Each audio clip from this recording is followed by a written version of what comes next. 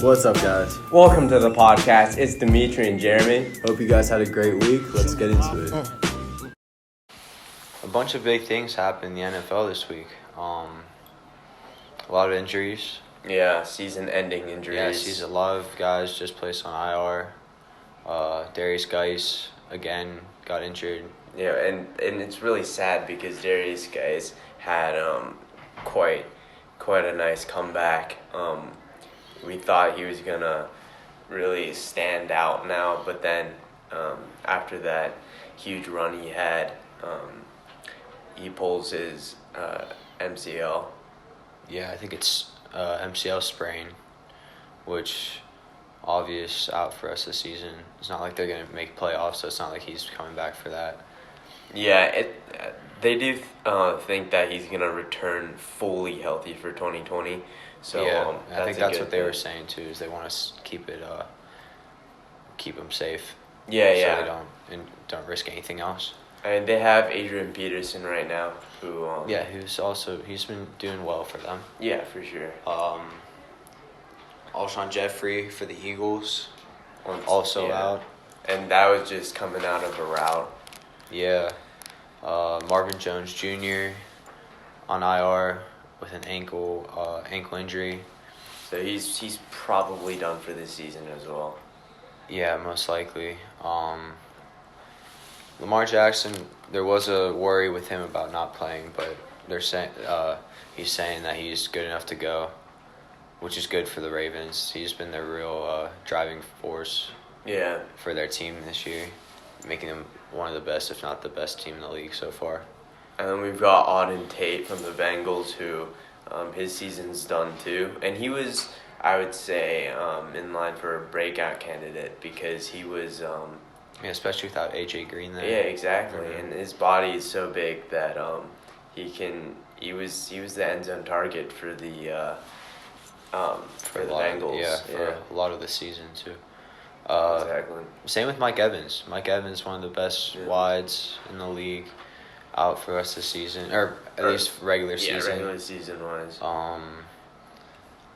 And Jameis Winston, there was also a worry there too, but I think he's good to go. I think he had a thumb injury. Yeah, so let's take a look at just some of the statistics. Who's leading the packs? Mm-hmm. So in the running back spot, we have McCaffrey. Always. Fournette, James White, Kamara, and Cohen leading the running backs with targets. Mm-hmm. And that's not too surprising because we know that those guys are the pass-catching backs. Yeah, especially McCaffrey. Yeah. With a young quarterback in there with Kyle Allen. He needs that check-down guy. McCaffrey is crazy talented. Yeah, and we see fantasy points-wise, we see Joe Mixon actually breaking into the top 5. Yeah. Recently, so he's been doing very well. Mhm. Especially now with Andy Dalton back. Yeah, definitely seems to correlate a little bit. Mhm. We also have best tight ends. No surprise, Kelsey is leading the pack. And Hunter Henry coming back from injury a while ago. He's number 2. Mm-hmm. That really helped the Chargers out. Yep, and then we get have their season back on track. Yeah, we've got Ertz, mm-hmm. Who actually Dallas Goedert and Ertz have both been serviceable, trustworthy enough. Yeah. And then we have Waller and then Griffin. Mm-hmm. Griffin's the surprising one, but he just recently got a new contract. Yeah. So that's really good for him. And we don't know what's going to happen to Chris Herndon because he's been out for a very long time. And he was supposed to come back, and then he just got hurt again. Exactly. And we don't know if, the reason why. We don't really know any background stuff, but Adam Gase, that was a little fishy business when he tried to come back, because he said, no, we're going to have to see, how he does first before we can play him. So we don't really know how Adam Gase feels about him. But with this new contract for Griffin, it's not looking too good for him. Isn't it the same thing too with David Njoku? Has he played yet? Did he play? He has not played yet. Yeah, he was supposed. I think they were right. He was ready to go 2 weeks ago. Yeah. And they just keep holding him out, whether it's himself or their coaches. But that's also a big impact to Cleveland. He's one of the best tight ends. Him going down, I think it was week 2. Yeah. Really took a toll on the team. Obviously, you could tell how things are different without having that position player there. Yeah, definitely. He's one of the most athletic tight ends from the combine, and them not having it. I mean, they've got plenty of weapons, but him as a blocker and just attracting more eyes on the defense.